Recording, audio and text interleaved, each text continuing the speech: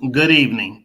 Welcome to BVM's fifth policy corner, where we would discuss the solidarity economy and why we need alternative options to capitalism as we know it. My name is Marquise Bryan. I will serve as your host this evening.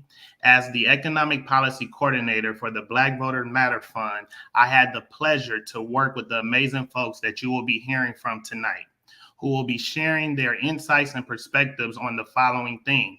Can a solidarity economy secure our economic future?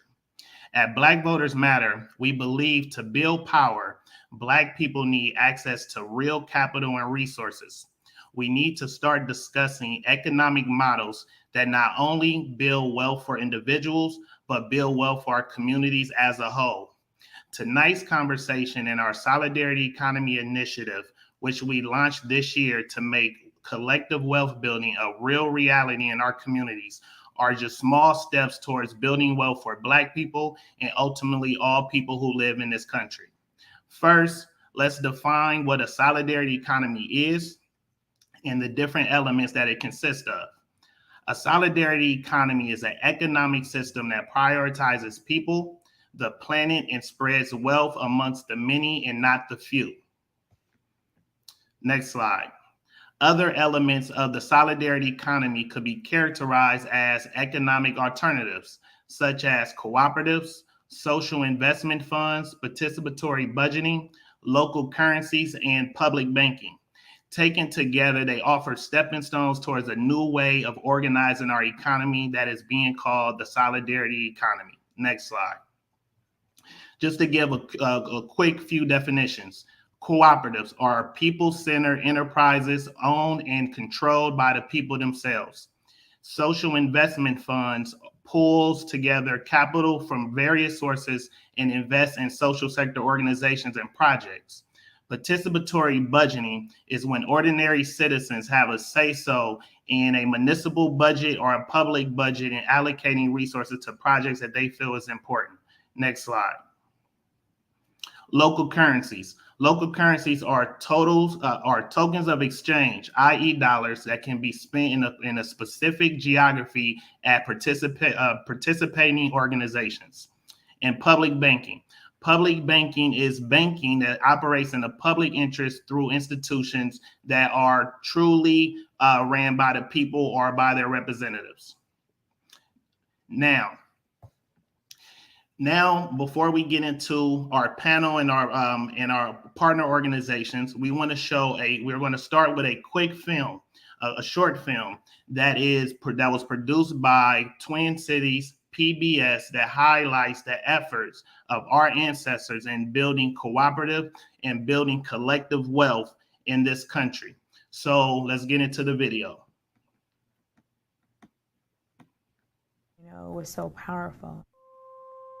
Cooperatives offered another avenue of economic self-reliance. We think about slavery as an economic institution. You can see why it would be very easy and seem like common sense to many African Americans to form economic cooperatives that actually go against the grain of that hyper-individualistic, exploitative capitalism, because they and their families and their friends had been debased by that kind of capitalism. And you see figures from Du Bois to Ella Baker to Ida B. Wells and others calling for African Americans to not turn their backs on trying to build wealth, but to do it in a different way, a way that would not be so exploitative. In Oklahoma, this section of Tulsa that had lots of African American owned businesses, and people like to call it the Black Wall Street of the Midwest.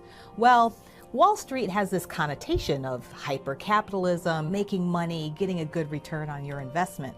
But obviously, the people who put together what we call Black Wall Street in hindsight were working together the whole time. It's not that they were trying to leverage futures or something like this. They were bringing people together, creating credit unions, grocery stores, small businesses that they knew people in their neighborhood would frequent, and they also knew were under siege. And unfortunately, in this case, that came true with a white race riot that just completely destroyed that part of town.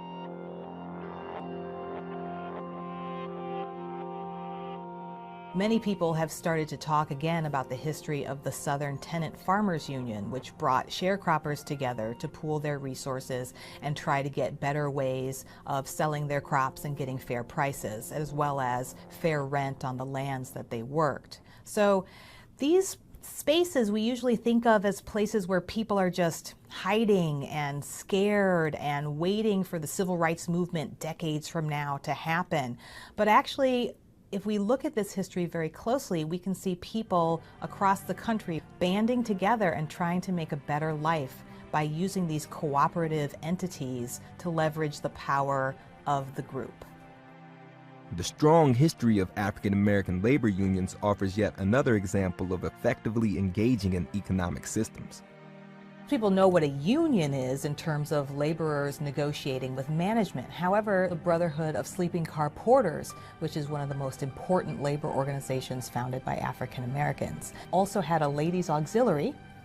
And those two organizations, the Brotherhood of Sleeping Car Porters and their ladies' auxiliary, created cooperative economic institutions, including grocery stores and credit unions, to help members and their communities become economically stronger.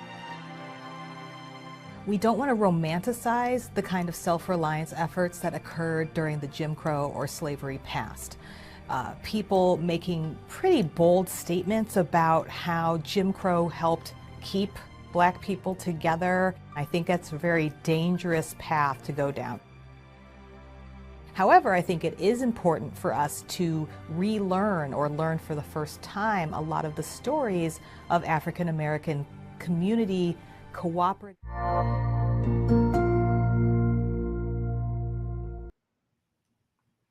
Now that we have set the context for this conversation, I would like to introduce our partner organization, Liberation in a Generation, who collaborated with us to launch our Solidarity Economy Initiative. So today we have Kathy Diaz. Kat, you there? Hi, yes, I'm here. Hey, Kat, how you doing? Hey, Marquise, I'm well. Thank you so much for having us. Great. Well, now the floor is yours, and definitely introduce yourself to the people and your amazing work. Okay, thank you. So my name is Caterina Diaz. I am the Grassroots Partnership Coordinator. And if we can get the slides up, I can tell you a little bit about Liberation in a Generation. We're a national movement support organization that works to dismantle economic oppression, build liberation, and secure power, political and economic power for people of color. This is our beautiful team, and we can go to the next slide. And like I said, our work is focusing on making sure that people of color achieve economic liberation in this generation, right? Next slide. So right now we live in an oppression economy that totally depends on exploitation, extraction, and theft of communities of color. We can go to the next slide.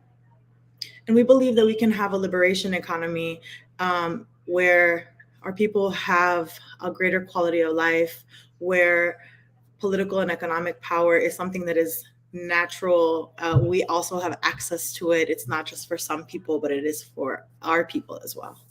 Next slide. So how we work is that all of our work is in partnership with other organizations. Obviously, I focus on the grassroots partnerships. So that's one area of our work. We also have a narrative. Narrative is completely tied to policy, right? So narrative, we focus heavily on changing it. And then we have a policy team. Next slide. So our collaboration was an epic one, and we came together because BVM is going into the economic justice work, and we had a 7-part series, which included brilliant participants from 3 states, Michigan, Mississippi, and South Carolina. Next slide. And we met in a virtual space that we called the Economic Reimagination Garden. Next slide. The goals of our series were to strengthen relationships between the participants, create a shared vision for economic democracy, and begin to identify potential policy solutions, and then figure out how the government can be made a tool that's a force for good instead of a force of oppression. Next slide. And what we ended up doing was that we introduced core concepts about the solidarity economy. We created a ton of space for small group discussions. We had a bunch of group exercises to encourage strategy and practical application. And then we learned from the wealth, like there was so much experience and knowledge in the room. So we made sure to make space for us to learn from each other. And then that's it. Marquise, you're muted. Okay. I'm sorry about that. Well, Kat, let me ask you this question. What was your favorite, what was the highlights of the workshop series? And how has it impacted your perspective on your work? The highlight of the series, so Marquise, you were a big part of helping shape our sessions. And that was wonderful because you bring so much knowledge. But my favorite part was when we did a timeline of like the history of the solidarity economy. And there's many people who have put their part to change history and that we don't know their names. And in this space, we were able to bring in names of local people who were building these connections, who were making sure that people of like Black folks had access to certain things. And we got to write their name down and put it somewhere, and it lives on the internet now. So that was one of my favorite parts. And then I also loved how much this was all about imagining. So I loved how much we pushed each other on what is it like to live outside of capitalism? Because sometimes it's really hard to leave. This is like to me, it is like a cage that is hard to imagine out of. And here we got to spend 7 sessions imagining what the world would be like outside of it, you know? Most definitely. And I definitely want to let you know also that it was amazing to work with you all. This definitely was a co-creation. And so thank you for your presentation. And now that we heard from our great partner, Liberation in a Generation, I want to set the stage for the headliners of tonight's program, which is the amazing community leaders that participated in this initiative, who gave us a reason to hop on these calls, every week. And so I want to introduce Miss Marletta Seats from Benton Harbor, Michigan. Also want to introduce Miss Olita Fitzgerald from the Mississippi Delta. I want to also introduce the amazing sister Tamika Gaspin. Sorry if I messed up your name, sister. You know I love you, girl. From Charleston Activist Network from South Carolina. Also want to introduce Mr. Johnny Thompson from the Mississippi Delta. And let me see if we have Brother Tory on the line. We have Brother Tory on the line. Perfect. And so this is Brother Tory from South Carolina. Good folks, how are you all doing today? Fine, thank you. Doing well. Well, perfect. Well, thank you all for being our panelists tonight. I'm sure folks will learn a lot from you all's comments. So let's get it started. So the first question I want to ask you all is, what sparked your interest in cooperative economic work, and what motivated you to participate in the BVM LibGen Solidarity Economy Workshop Series? And I can call on folks if you want me to, or we can just popcorn it if you all would like. Okay, You say, okay, you call me Marquise.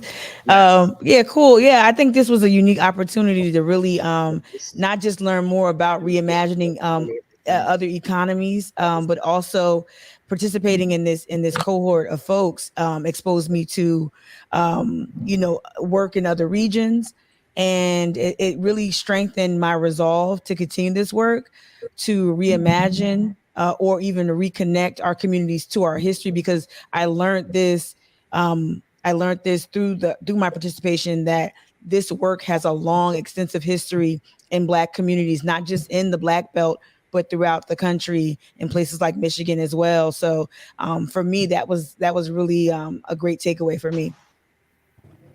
Perfect. So let's swing it to Mr. Johnny. Mr. Johnny, what sparked your interest in cooperative economic work and motivated you to participate in this initiative?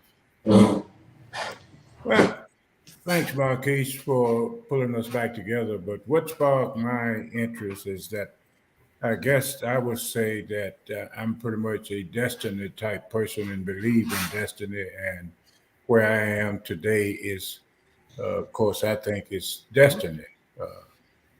And I've been interested in such as this all of my life. I've been an advocate trying to make a difference since a very, very early age. And now I say I probably have 50 years in of advocacy trying to make a difference within my community. Okay, perfect.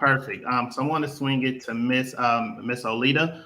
Miss Olita, can you let us know what motivated you to do this type of work and motivated you to participate in this initiative? Thanks, Marquise, and it's good to see everybody again. My interest in this work grows from the way I was raised on a farm in rural Mississippi.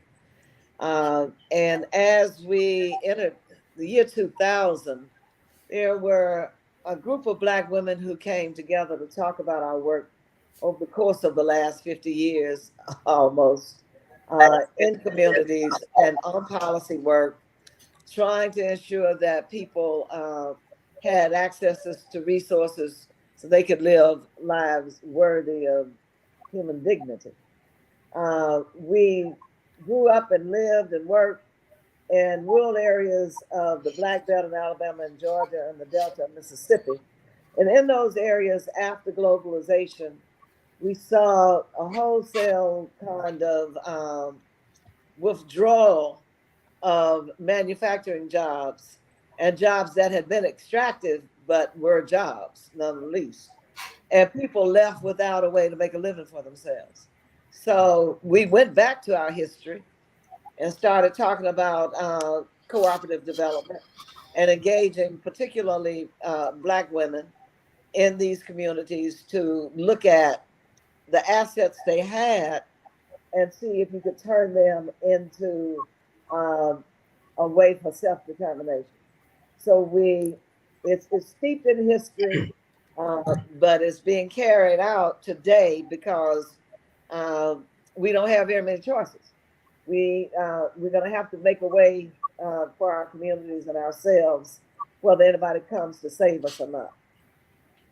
Most definitely. Thank you for that, Ms. Olita. I would swing it to Ms. Marletta. Ms. Marletta, what interests you in cooperative economic work and motivated you to participate in this initiative?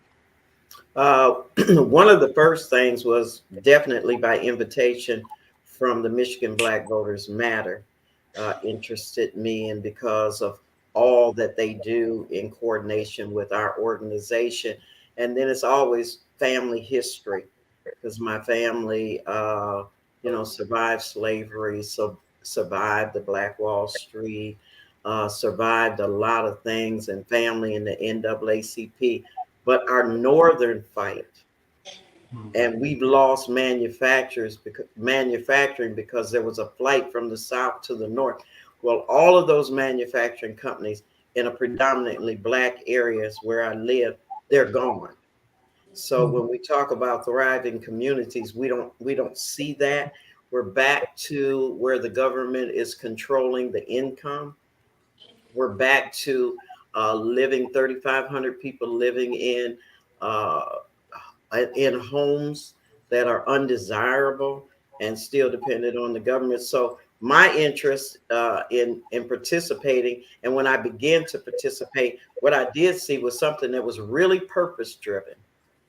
And the people that I had the opportunity to meet as like the ones that are on this panel right now, I appreciate cultivating relationships with other states and with other people. So this has been a refreshing and a honor to be able to engage in conversations with other Black and brown people who have the commonality. But in the North, it's not the dream. It used to be a dream for people to move from the South. Now the people from the North are moving back to the South. So where do we go from here? So again, thank you for this opportunity.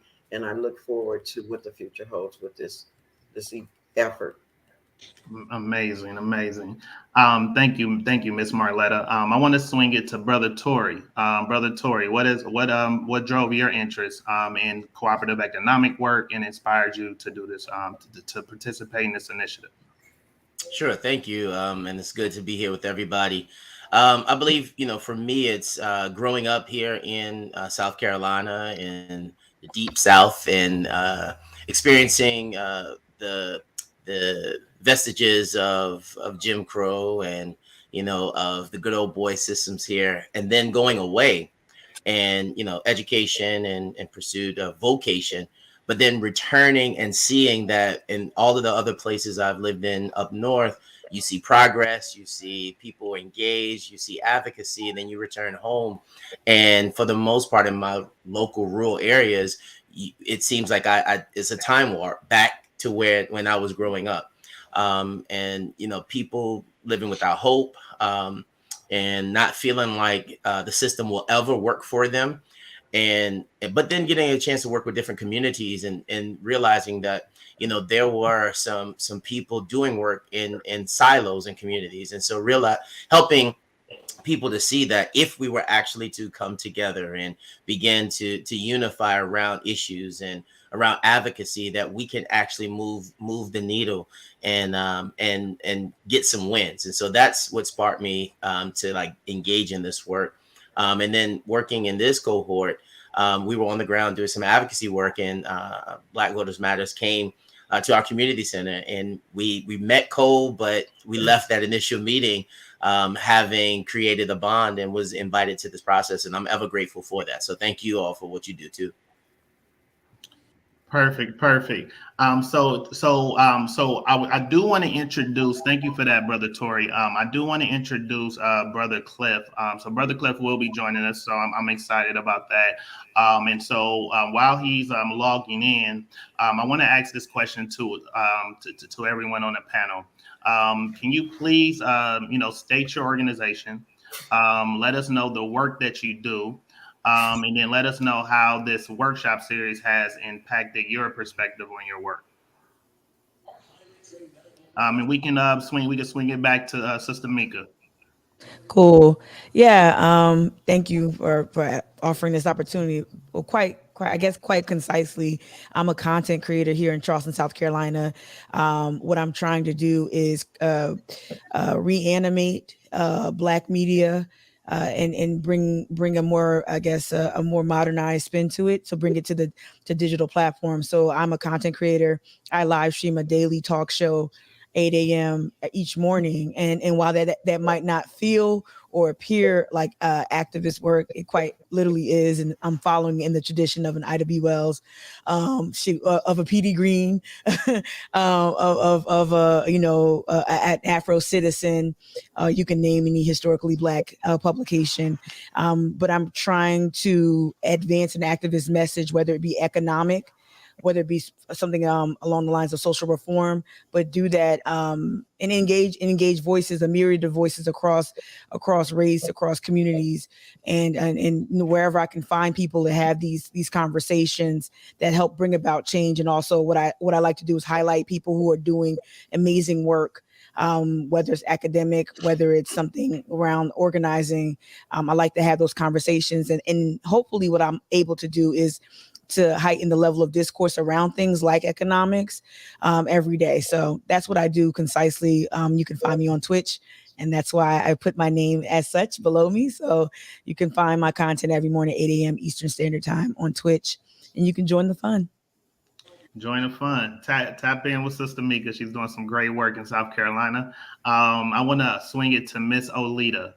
Ms. Olita, let us know the name of your organization, the work that you do, and how has this workshop series impacted your perspective on your work?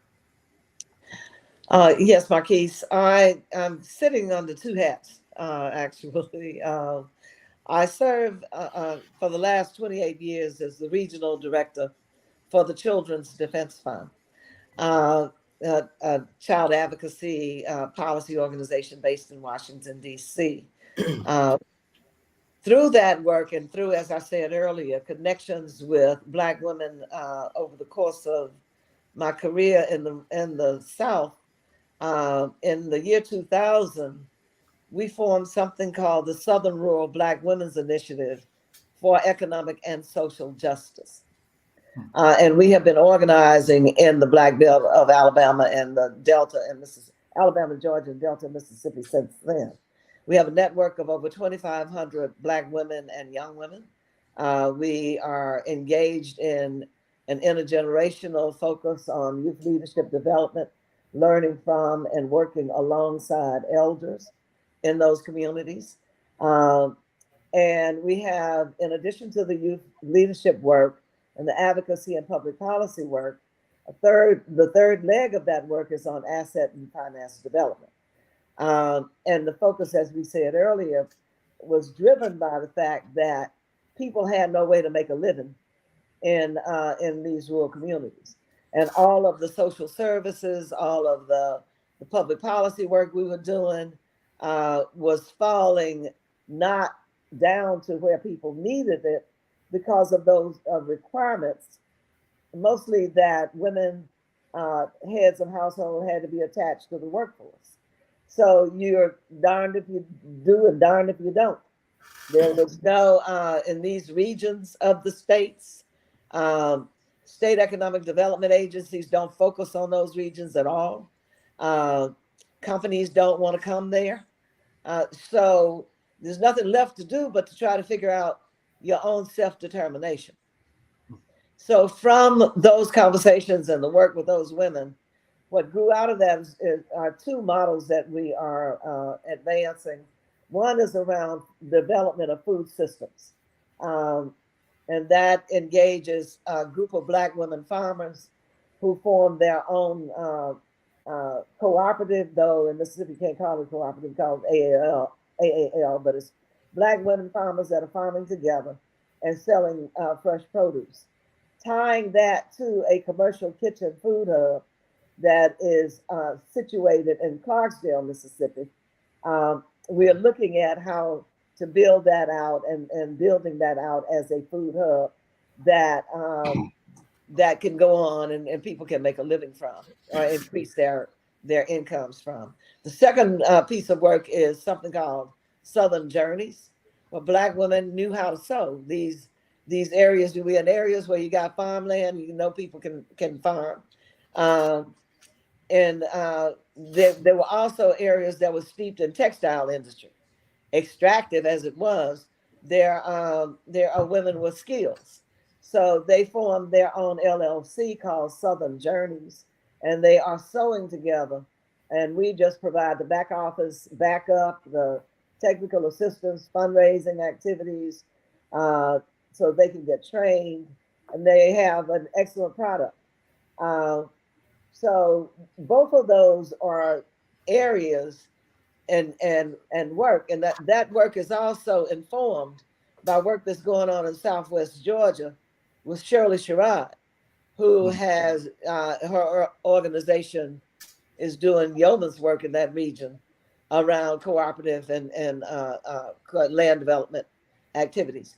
So a vision would be that that we could get the kind of financing and resources and staffing that we need to get people, increase the amount of product, and that we could sell to the Black community, wherever it is. So connecting to their roots in the rural South. So that was my interest and why I wanted to be a part of the Live Gen conversation, because it is not a conversation that can be held in a local community. It has to be a much broader audience and market than that. So I appreciate this opportunity.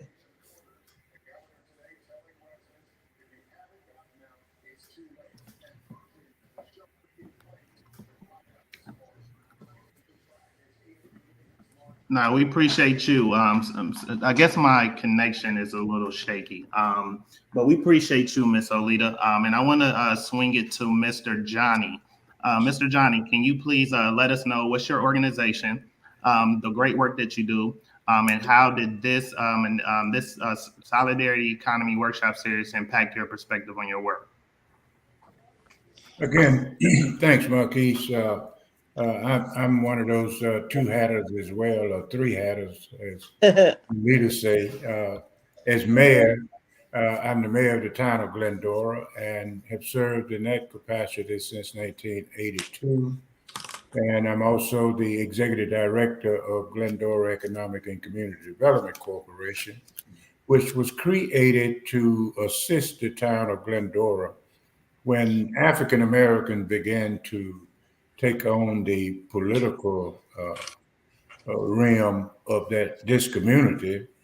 The present officials rolled the tax millage back to next to nothing, from I think it was about 52 to 5 mills, which allowed the town to collect about $200 a year.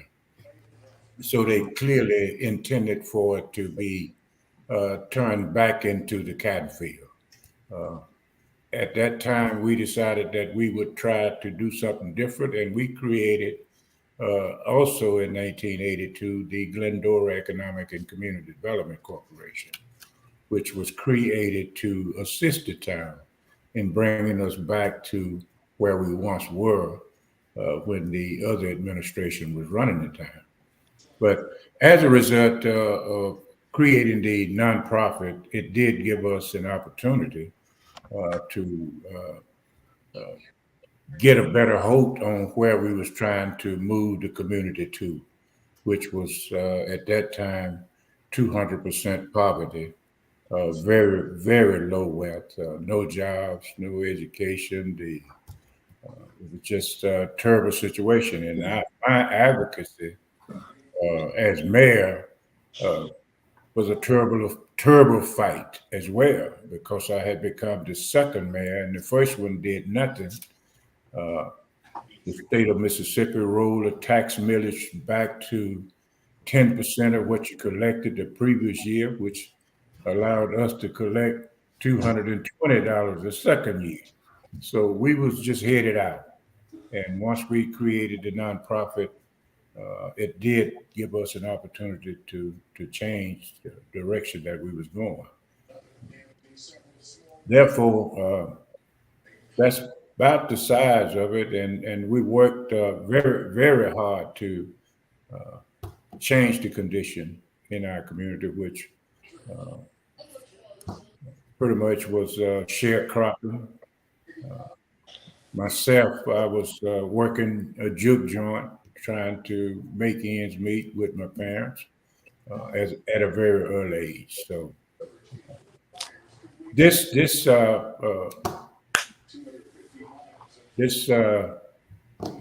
opportunity that you all are giving us is really giving me a chance to hopefully make a full difference with our community that is right now very, very poor and lacking everything. So that's what we're working on. So, most definitely. This effort by Black Voters Matter has really given us our opportunity to make a difference, and we're hoping to be able to follow and make this difference that we're trying to make with our citizens. Yes, sir, and it's an honor to work with you all. Thank you for that, Mr. Johnny. I would like to pass it to Ms. Marletta. Ms. Marletta, can you please state your organization, the work that you do, and and let us know how did the Solidarity Economy Initiative impact your perspective on your work?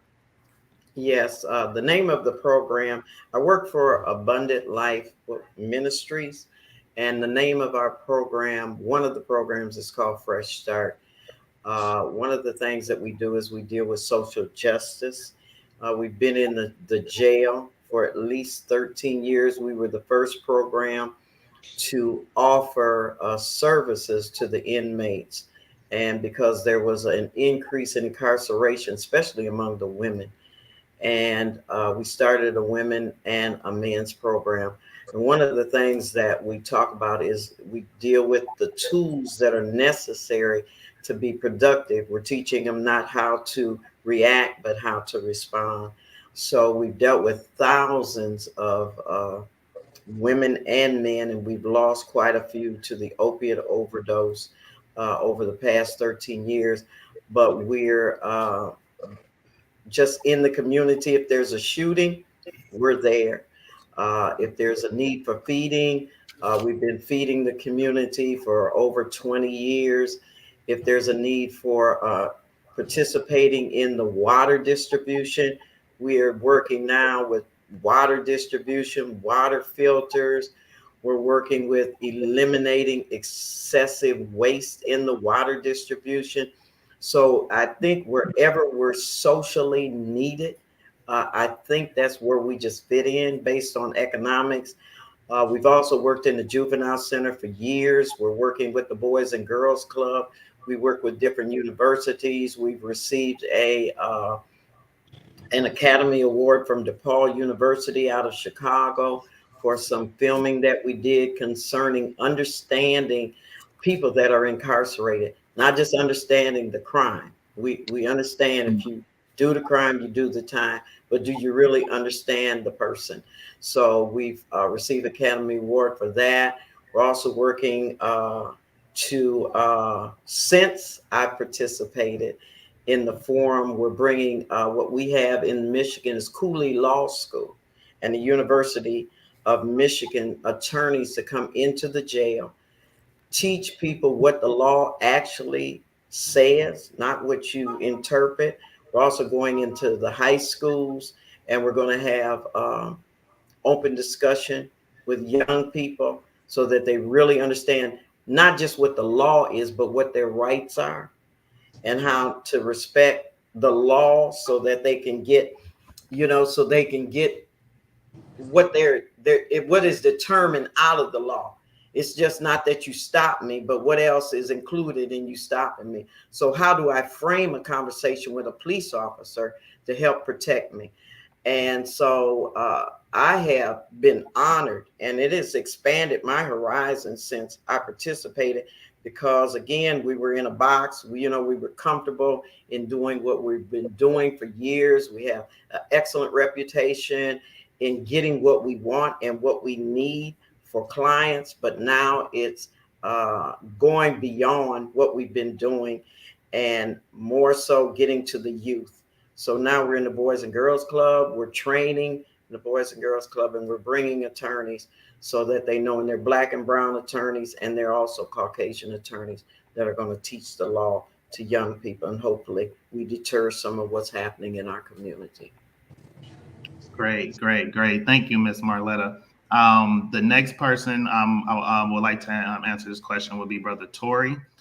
Just let us know the name of your organization, the work you do, and how did this Solidarity Economy Initiative impact your perspective on your work?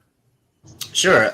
So I serve as the executive director of the Grace Impact Development Center, a nonprofit operating in Berkeley County, South Carolina.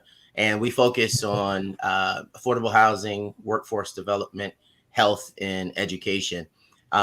We saw that there was a void of true resources coming into the communities, given that there was no longer a strong nonprofit presence in the county. And so what we focus on is how can we become a hub and distribute resources through a network of other community leaders and smaller nonprofits throughout the rural parts of our county. So as we get access to materials, to information, to funds, how can we connect with them and help empower these organizations that's doing work on the ground in their own communities?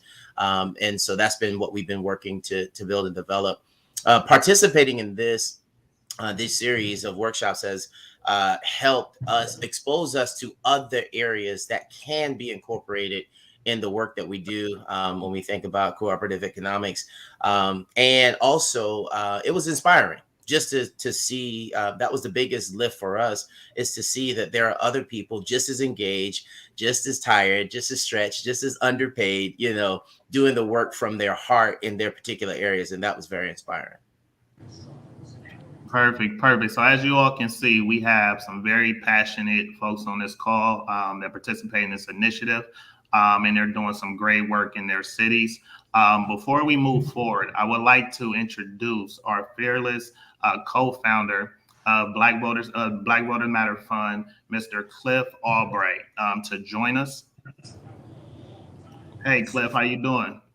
Hey, Marquise, thanks for having me and letting me join this incredible panel you got. I see all these good troublemakers out here and these radical visionaries out here. So thank you for having me. Most definitely. Thank you for joining us. So this is going to be good. So our next 3 questions is going to bring a lot of substance. And so the first question that we will want to go to is, so given the deep history of cooperative economics in our community, in the Black community specifically, what do you all believe that we can learn from our ancestors and apply to building a solidarity economy today?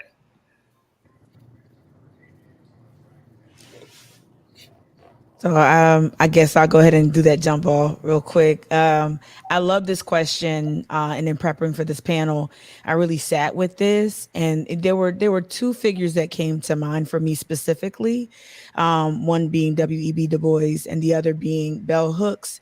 And I actually I want to read a Bell Hooks. I don't want to misquote the legendary Bell Hooks. May she rest in paradise. But Bell Hooks had this quote. As racial integration brought greater job and career opportunities for Black people, especially educated Black folks, the will to make money began to replace the will to be free, to decolonize one's mind, to be independent thinkers. And that it really underscores a message of that wealth is not liberation, which is, I feel that's something that we're grappling with as a community collectively. We're trying to figure out our way through, or figure out how to get to liberation. And, I've been very candid about things, initiatives that are just very flatly buy back the block or buy Black. And those sound great, like great notions, and they're rallying cries, but they are cries for solidarity, and I believe in those rallying cries, but they're not strategic pathways. They don't create strategic pathways toward economic liberation. So that was one, and because Bell is a recent ancestor, we just lost Bell Hooks very recently. I wanted to lift up that quote. The second quote I wanted to lift up is from W.E.B. Du Bois. And this is with regard to the Black co-op, the history of Black co-op, that legacy that was mentioned in that PBS piece that you aired at the start of this program. This is the quote: "We unwittingly stand at the crossroads. Should we go the way of capitalism and try to become individually rich as capitalists? Or should we go the way of cooperatives and economic cooperation, where we and our whole community could be rich together?" And just those 2 quotes really jumped out to me preparing for this panel. We come from a long and rich legacy of cooperative economics. And I think what we have to do, this is my wheelhouse, is leveraging the historical archive, reanimating that and bringing it to the present. So how do we get communities to connect with these messages and these texts that literally are the blueprint, toward a more liberative future, right?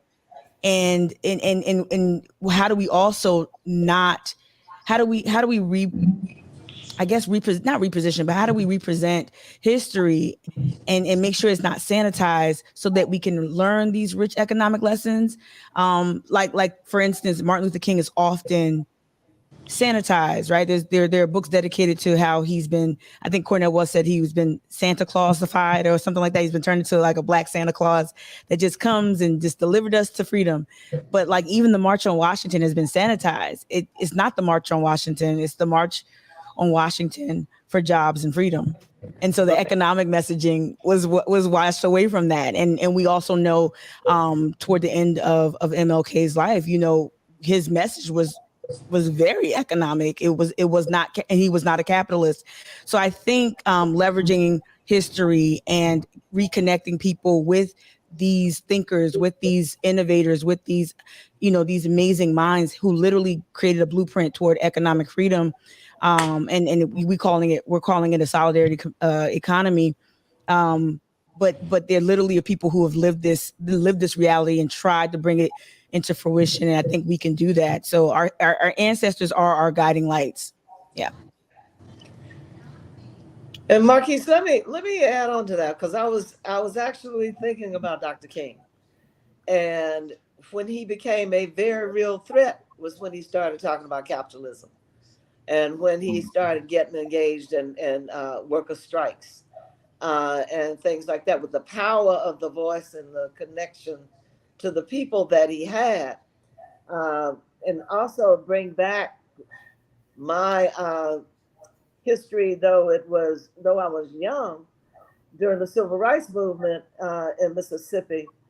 There were the marches, but the things that started to change stuff were the boycotts, and how boycotts were engaged to actually break down resistance, and how we don't use that anymore. And then I'll just end with, you know, we talk about Fannie Lou Hamer. Fannie Lou Hamer formed a farmers cooperative.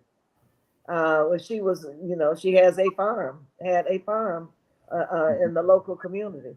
So all of this undergirds everything, all of the civil rights activity. You're right, it gets whitewashed, and it also leaves out some very important pieces of information. But I think the boycott movement was a major movement that is something that we could engage and have tremendous impact.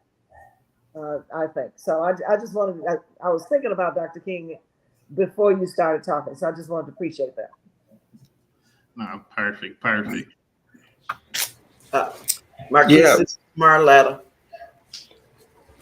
What I learned from my personal ancestors was resilience, all the way from 1838, where my family started a school in Athens, Ohio, Enterprise Academy, and George Washington Carver's second wife graduated from the school. And also what I learned from Black Wall Street was that my cousin, J.B. Stratford, and his family was extremely resilient past what happened at Wall Street. And then I also, from my family moving north, we had the first Black chief of police in the state of Michigan. We had the first Black athlete in one of our prominent universities. And in spite of him being able to stay in the same dorm, he continued to play football. And Newt Rockney said he was one of the greatest that he had ever saw. And so my personal family, I've seen resilience, second Black attorney in the state of Texas. And we can go on and on, because some of them were slaves. And then when they came to the North, began to own a lot of property. And even in the midst of slavery, there was a lot of ownership in Virginia of property. So my family has been resilient. We're not used to handouts. All we need is just you point us in the right direction. And even if you don't point us in the right direction, we know the direction to go. We've always been entrepreneurs. We're beyond just survivors. And so that's one of the things that I've learned from my family history, and it continues to grow and grow the more that I learn about my family. So that's one of the things I think I've inherited, and my children have inherited too. Thank you so much. Thank you so much, Marletta, and everybody for answering that question. And I think what we see is that there's a history, right? You know, there's a history to this way of thinking, whether we call it solidarity, whether we call it cooperative economics, whether we call it ujamaa, right? And so, so there's a history that's consistent with us as a people, our traditions, our culture, our values. But at the end of the day, right now we're in a certain context, right? We're in cities, we're in counties, we're in states. And so even as we try to have this radical reimagining of our economy and try to return to some old values and some old systems, the reality is that that's got to happen in a certain context where there are resources or a lack of resources, where there are policies that can support this or can actually work against it. And so my question for y'all, and we'll only take a couple of people because we want to take a couple of answers here and then move on to the next question. But my question for y'all is, what types of resources and or policies would need to be in place so that we can further this vision of a solidarity economy and cooperative economics in our communities?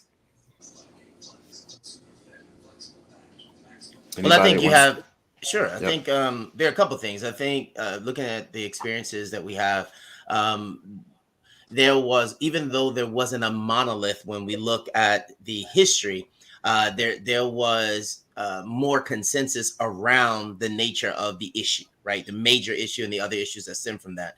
And I think today, because of, our capitalistic pursuits, because of individualism, we get people who get into positions, whether it be political, whether it be corporate, community leadership, but they approach it from a self-centered perspective, and therefore we do not see the type of communal impact. So I think we need to first have education. I mean, before we even get to policy, I think we need education as to, as Sister Mika said, as to our history, to kind of reconnect that bridge in a very real relative way, so that we can develop that kind of collective consciousness again, and inspire, a different generation, that when we get to these levels, that we will sacrifice everything to pour back and build up entire communities, as opposed to being seduced by the carrot to just go for hours. So I think that would be my feedback. Well, let me just add a little bit to that. I started out as an individual dealing with the Southern Federation of Cooperative. And of course, I feel like my ancestors were pretty much cooperative driven. And as a result, I coined the phrase cooperators. And that's what I'm hoping to see and working on here in my small community. I actually have access to about 437 acres that I'm hoping to become a small family cooperators, a small farm family, small family farms, which has been proposed by the Secretary of Agriculture, Vilsack, which he's calling a new generation of farmers. And they've pretty much put aside about $550 million to work on that. And that's what I'm hoping, that we could look at this from a cooperative standpoint.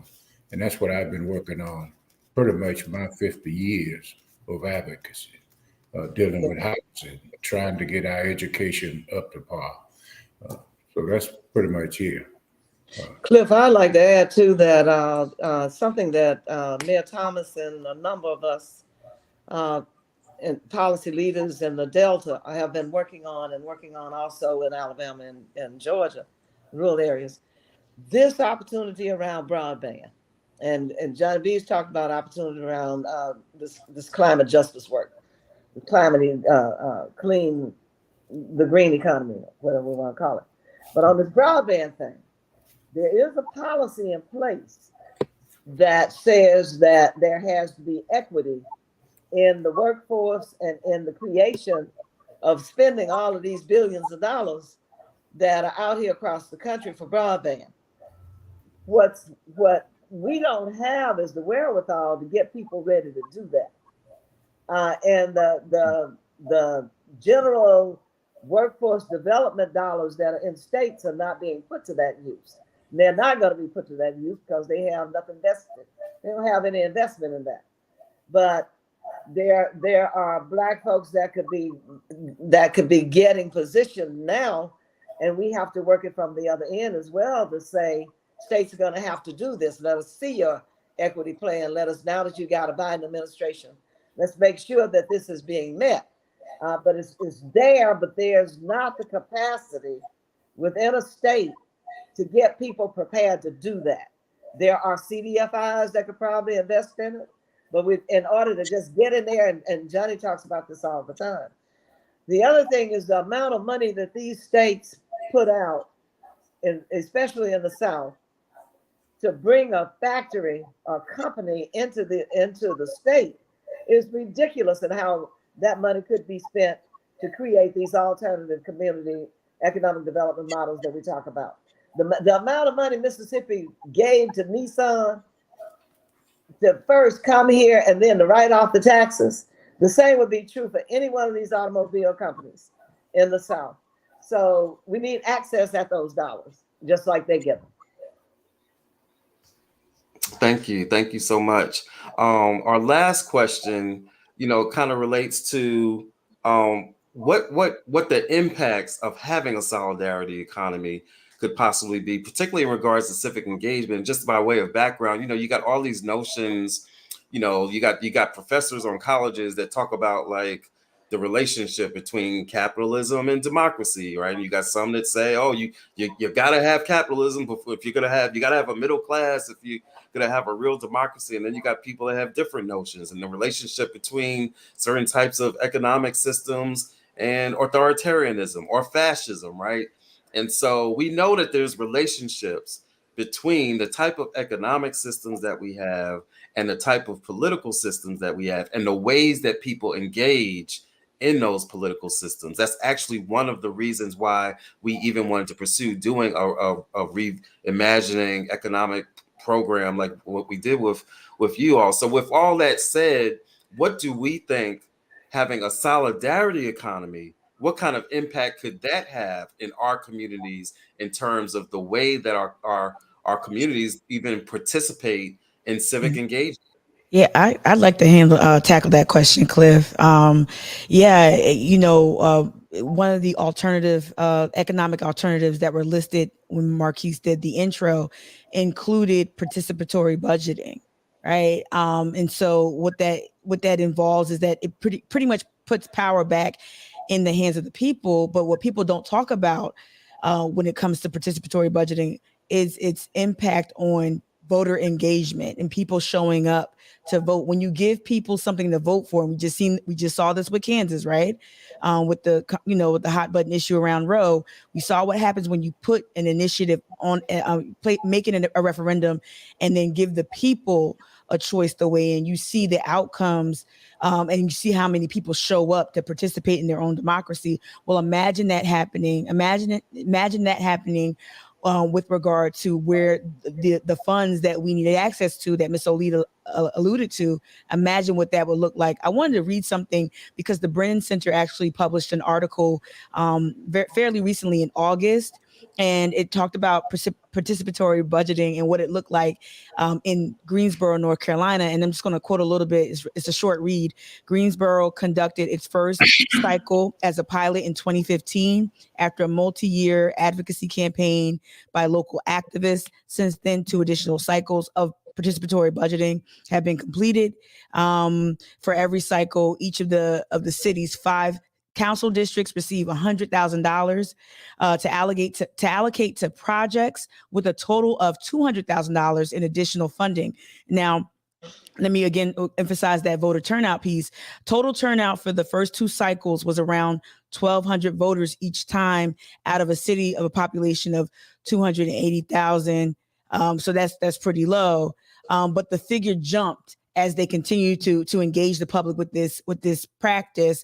And so it jumped over 4,000 by the 3rd cycle. So the point is, even though you see small gains there are gains to be had. To jump from 1,200 people to participate in that first cycle to 4,000 is a huge deal. I mean, it might not sound big to some folks, but it's a huge deal. And so I think when imagining or reimagining economies, participatory budgeting, making sure that people can make decisions about where these funds ultimately go. I think that will really help people feel like they have a say in their democracy. Yeah. That's a great point. That's good information. Anybody else? What kind of impact can a solidarity economy have on civic engagement? One thing I would like to add is to that is the resources that would be needed, and I would love to see it is a brand, something that a shot heard around the world. Everybody see and know that this is the brand. This is who we are and where we're going to go. Branding. And coming up with a national budget on what it is that we're going to do. And those are looking at the pilots that I'm considering here in creating small farms and family farms. I think we need an automatic income. And this initiative with the Secretary of Agriculture, there's a tier system set up where tier 1, I think, is 20 to 40 million. Tier 2 is 5 to 10 million. Tier 3 is 1 to 2.5 million. And then there's another tier over in creating a new generation of farmers. I'm saying with that type of system set up, it should give us what we need. I'll just jump in there and say, and I'm going to have to jump off in just a second, but to flip your question, Cliff, what impact does civic engagement have on a solidarity economy versus what impact does the solidarity economy have on civic engagement? I think that our people need information, so as we talk about voting and as we talk about engaging, we talk more in the work that we do about why you need to vote and deconstructing the economics around how, their opportunities for themselves and their children and why and how that is tied to public policy.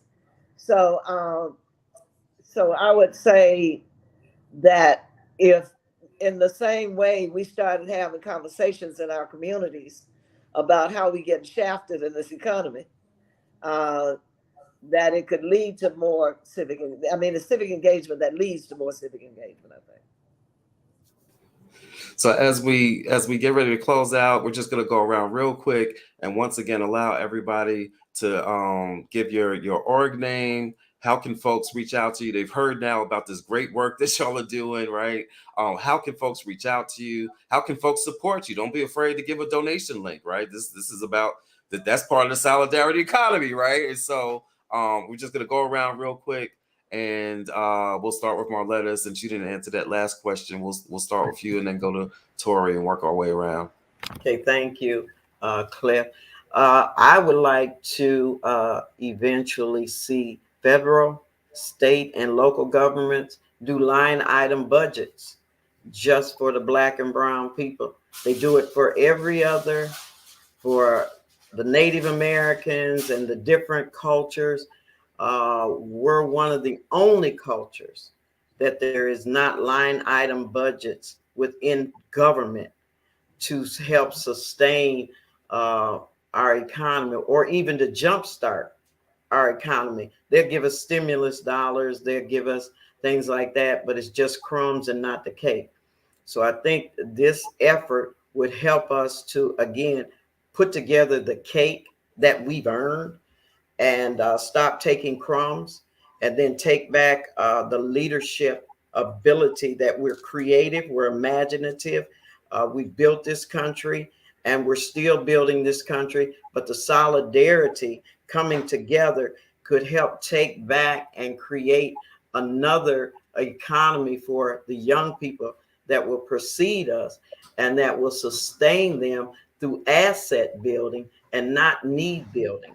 So once we build based communities, then we won't be constantly on the need end of of the spectrum. So I would like to see policies at the federal, state, and local level where we've got a line item in it just for our communities, not controlled or dictated as a welfare, but an economy boost. And we're talking sidebar from the Black chambers and different things, because again, it should not be just discretionary dollars based on if I like you or if I don't. And I think that's what's hurt our economy too. It's based on. So Marletta, Yes, how can folks reach you and support your organization and your work, real quick? Okay, so they can contact us through Abundant Life Ministries at 693 Columbus Avenue in Benton Harbor, Michigan. And all right, Abundant Life Ministries. Look them to Google them, y'all. Google them. Look for them on Facebook and find that website and the link. Johnny Thomas. Right. Johnny Thomas. One piece I would love to have is the Equity Commission that the president did the executive order on. Okay. People just don't know what it means and what it's for and how do we access it or anything. And I'm trying to figure out to get a definition of it and to ask BBM if they would look at trying to pull together a commission, define exactly where and how we access. In my community here, they just decided that they're going to build a $3 million solar farm. In this community, that's going to need $3 million or so federal dollars. Well, our equity part of it looked like to me ought to be $1,200,000 interest that this community ought to have in that. Cliff, y'all can help us do that. We can do it together. How about that? We can do it together. Real quick though, how can they get some support to Glendora? Y'all acting shy up in here. How can they get some support to Glendora? As hard as I beg all the time. I'm Glendora Economic and Community Development Corporation. We're a 1900 community, and we're working on trying to make our community a success. And my email is glendora1900@yahoo.com. We was incorporated in 1900, and we haven't been moved since 1905. We're in the same spot, but we have an opportunity to apply for annexation, which will include the Tallahatchie River. And thank you. All right. Thank you, Mr. Mayor. Thank you. Tori, how can we get some support for your work? Let us know. Sure, man. You can find us online at Grace Impacts and the number 1.org. And on that website, it tells you a lot about what we do. And you can email us at info@GIDCBC, as in the Grace Impact Development Center, Berkeley County.org. Also, I'm running for Berkeley County Supervisor because we're advocating and trying to make a difference and restore the balance.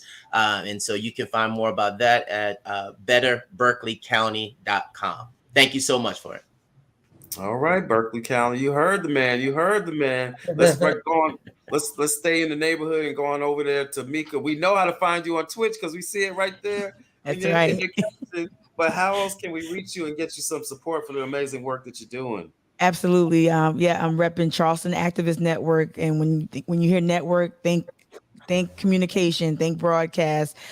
Folks can email me if they'd like at Tamika at charlestonactivistnetwork.com. It's TAMIKA at charlestonactivistnetwork.com. And yeah, that and Twitch, what you see right there where my name is, that's the best places where you can reach me and reach the content, and you can engage me on Twitch and ask any question you'd like. But I look forward to meeting new people and have them join the Can Fam every morning at 8 a.m.